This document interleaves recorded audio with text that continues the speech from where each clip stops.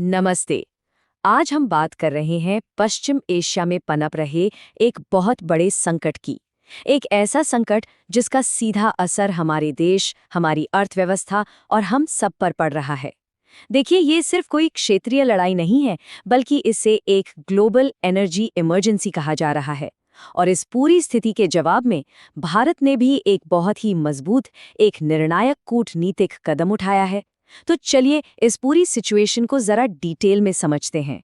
तो आज हम क्या-क्या देखने वाले हैं? सबसे पहले बात करेंगे कि इस संकट का हमारे देश में क्या असर हो रहा है। फिर हम समझेंगे कि आखिर पश्चिमी एशिया में ऐसा हो क्या रहा है जो ये संकट खड़ा हो गया। इसके बाद हम दुनिया के सबसे जरूरी एनर्जी रूट पर नजर डालेंगे। देखेंगे कि भारत का डिप्लोमैटिक मूव क्या है। और हाँ, सबसे जरूरी हमारी रसोई की सप्लाई को सेफ रखने के लिए क्या किया जा रहा है। और आखिर में हम सारी जरूरी बातों को एक बार फिर से समेट लेंगे। अच्छा, तो सबसे पहले बात करते हैं उस असर की जो शायद हम सब महसूस कर रहे हैं। हो सकता है कि आपने भी गैस एजेंसियों के बाहर लगी लंबी लंबी लाइनें देखी हों, या शायद सिलेंडर बुक करते हुए ऐप ही क्रैश हो गया हो। जाहिर है, ऐसी तस्वीरें देखकर चिंता तो होती है, लेकिन असल कहानी क्या है इसके पीछे? चलिए पता लगाते हैं। तो सबसे ज़रूरी बात जो हमें समझनी है वो ये है कि ये जो दिक्कत आ रही है ना, वो सप्लाई की कमी की वजह से नहीं है। बिल्कुल नहीं। ये हो रहा है पैनिक बुकिंग की वजह से। मतलब लोग घबराहट में डर के मारे ज़्यादा बुकिंग कर रहे हैं। सरकार ने भी एकदम साफ कर दिया है कि देश में एलपीजी की कोई कमी नहीं है, बल्कि सच तो ये है कि डोमेस्टिक प्रोडक्शन बढ़ा दिया गया है और सप्लाई चेन को पूरी तरह से सुरक्षित रखने के लिए हर ज़रूरी कदम उठाए जा रहे हैं। चलिए अब देश की स्थिति से हटकर जरा उस इंटरनेशनल लेवल पे चलते हैं जहां से इस पूरे संकट की शुरुआत हुई है। आखिर पश्चिमी एशिया में ऐसा क्या हो गया जिसने देखते ही देखते पूरी दुनिया की एनर्जी सिक्योरिटी को ही दांव पर लगा दिया? देखिए, ये कहानी शुरू होती है फरवरी 2026 से। अमेरिका इजराइल ने ईरान पर हमले शुरू किए और इन हमलों में ईरान के सुप्रीम लीडर अली खामेनेई की मौत हो गई। बस यहीं से मामला बिगड़ गया। ईरान ने पलटवार किया और जहाज़ों पर हमले शुरू कर दिए। और फिर सत्ता में आए नए सुप्रीम लीडर मुज्तबा खामेनेई, जिन्होंने आते ही एक बहुत बड़ा ऐलान कर दिया कि वो दुनिया के सबसे जरूरी समुद्री रास्तों में से एक हॉर्मुज़ जलडमरू मध्य को बंद रखेंगे। और यहीं से हम पहुंचते हैं इस ग्लोबल एनर्जी इमरजेंसी के सेंटर पॉइंट पर, हॉर्मुज़ जलडमरू मध्य। सवाल ये है कि आखिर ये जगह इतनी जरूरी क्यों है? इसकी अहमियत को समझने के लिए जरा इस मैप को देखिए। ये जो पतला सा संकरा सा समुद्री रास्ता दिख रहा है ना, बस यही है हॉर्मुज़ जलडमरू मध्य। एक तरफ ईरान है, दूसरी तरफ ओमान, और ये फारस की खाड़ी को खुले समंदर से जोड़ने वाला अकेला रास्ता है। सोचिए, बस एक ही रास्ता। यही वजह है कि स्ट्रेटेजिकली ये इतना इतना ज्यादा क्रिटिकल है। और इसीलिए इससे कहते हैं एनर्जी चोक पॉइंट।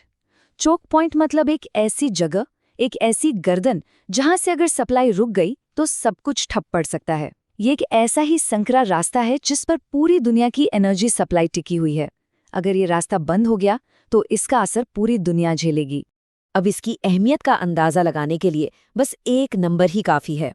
दुनिया की टोटल डेली ऑयल सप्लाई का लगभग 20%, जी हाँ 20%, इसी एक अकेले रास्ते से होकर गुजरता है।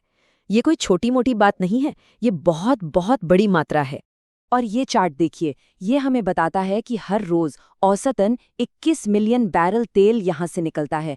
21 मिलियन बैरल हर रोज। तो अब जब इस रास्ते को बंद करने की बात हो रही है, तो इसका सीधा मतलब ये है कि इतनी बड़ी एनर्जी सप्लाई अब खतरे में पड़ गई है और इसी वजह से पूरी दुनिया के बाजार में खलबली मची हुई है। तो इस इतने बड़े संकट के बीच भारत चुप नहीं बैठा है। अपने नेशनल इंटरेस्ट को बचाने के लिए भारत ने एक बहुत ही बड़ा और स्ट्रैटेजिक डिप्लोमैटिक कदम उठाया है। तो चलिए देखते हैं कि वर्ल्ड स्टेज पर भारत ने आखिर किया क्या। भारत ने यूनाइटेड नेशंस सिक्योरिटी काउंसिल में रेजोल्यूशन 2817 को को-स्पॉन्सर किया है। अब ये एक बहुत बहुत बड़ा कदम है। क्यों? क्योंकि ये भारत की इस इलाके को लेकर जो पारंपरिक न्यूट्रल रहने की पॉलिसी थी ना, उससे एक बहुत बड़ा शिफ्ट है, एक बहुत बड़ा बदलाव। और इसका मकसद एक ही है, ये सुनिश्चित करना कि इंटरनेशनल समुद्री रास्ते व्यापार के लिए हमेशा खुले रहें। और इस रेजोल्यूशन की भाषा देखिए, वो भी बहुत सख्त है। इसमें साफ साफ ईरान के हमलों की कड़े शब्दों में निंदा की गई है और इसे अंतर्राष्ट्रीय शांति और सुरक्षा के लिए एक गंभीर खतरा माना गया है। मतलब इससे पता चलता है कि पूरी इंटरनेशनल कम्युनिटी इस मामले को कितनी ज्यादा गंभीरता से देख रही है। तो ये तो हुई इंटरनेशनल डिप्लोमेसी की बात, लेकिन इसके साथ साथ भारत सरकार ने देश के अंदर भी हालात को संभालने के लिए कई ठोस कदम उठाए हैं। अब देखते हैं कि हमारी आपकी रसोई तक गैस की सप्लाई बनी रहे, इसके लिए आखिर क्या क्या किया जा रहा है। यहाँ सरकार ने एक 3 पॉइंट स्ट्रैटेजी अपनाई है। सबसे पहला, देश में ही एलपीजी का प्रोडक्शन 28% तक बढ़ा दिया गया है। दूसरा, इंपोर्ट के लिए सिर्फ एक जगह पर निर्भर न रहकर अमेरिका, नॉर्वे और कनाडा जैसे देशों से भी सप्लाई को पक्का किया गया है। और तीसरा, जो बहुत जरूरी है, जमाखोरी को रोकने के लिए अब एक सिलेंडर बुक करने के बाद दूसरे के लिए कम से कम 25 दिन का गैप रखना जरूरी कर दिया गया है। और देखिए, ये कोई रातों रात लिया गया फैसला नहीं है, ये एक लॉन्ग टर्म स्ट्रैटेजी का नतीजा है। ये जो चार्ट्स हैं, ये साफ दिखाते हैं कि कैसे भारत पिछले कई सालों से अपने एनर्जी इंपोर्ट के सोर्स को डाइवर्सिफाई कर रहा है। मतलब किसी एक ही इलाके पर निर्भरता कम की जा रही है। और इसी पॉलिसी की वजह से आज इस मुश्किल वक्त में हमारे पास दूसरे ऑप्शंस मौजूद हैं। तो फिर इस पूरी चर्चा से बड़ी बातें क्या निकल कर आती हैं? चलिए, जो मुख्य पॉइंट्स हैं उन्हें फटाफट से एक बार देख लेते हैं। तो बात यह है कि पश्चिम एशिया के संकट ने दुनिया की एक बहुत ही क्रिटिकल एनर्जी रूट पर ताला लगा दिया है। इसके जवाब में भारत ने अपने हितों को बचाने के लिए एक मजबूत डिप्लोमैटिक स्टैंड लिया है। हमारे देश में जो एलपीजी को लेकर थोड़ी बहुत अफरा-तफरी है, वो सप्लाई की कमी से नहीं बल्कि पैनिक बाइंग की वजह से है, और सरकार ने सप्लाई और डिमांड दोनों को मैनेज करने के लिए जरूरी कदम उठा लिए हैं। और आखिर में एक सवाल आप सबके लिए, ताकि इस विषय पर हमारी समझ और पक्की हो। क्या आप बता सकते हैं कि भारत में तेल और गैस की सप्लाई को मैनेज करने की जिम्मेदारी किस यूनियन मिनिस्ट्री की होती है? इस पर जरूर सोचिएगा, जानकारी रखिए और सतर्क रहिए।